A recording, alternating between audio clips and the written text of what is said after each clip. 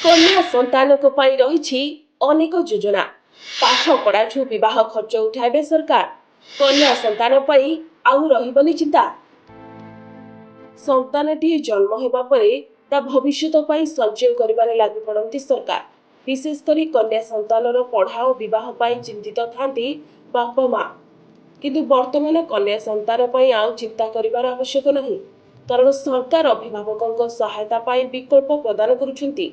भारत सरकार सुकन्या समृद्धि योजना भली अनेक योजना को कार्यकारी करुछंती, जहाँ कन्या संतानों भविष्य को सुरक्षित रखिब। एथिरे 8.2% चक्रवृत्ति सुध प्रदान करती सरकार।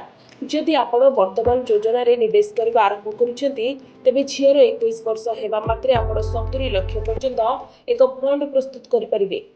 तेबे सुकन्या समृद्धि योजना पाई झियर बयस 10 पूर्व अभिभावक खाता खोली पारिबे। एथिरे परिवार 2 जण झियो मानक पाई एसवाई खाता खोला जाई परिबो।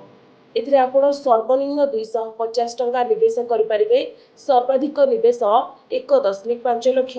निवेश अवधि 15 वर्ष। लॉक इन पीरियड निवेश परे 6 वर्ष पर्यंत फंड लॉक रहिथाय, किंतु सुध मिलुथाय। एथिरे झियर 18 वर्ष बयस रे अधा टंका बाहर करा जाई परिबो।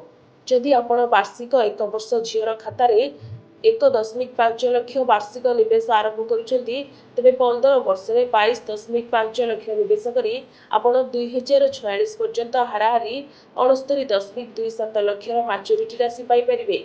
एही राशि शिक्षा एवं विवाहर बड़ खर्च रे सहायता करिवो। Bureau report, Sunstar TV.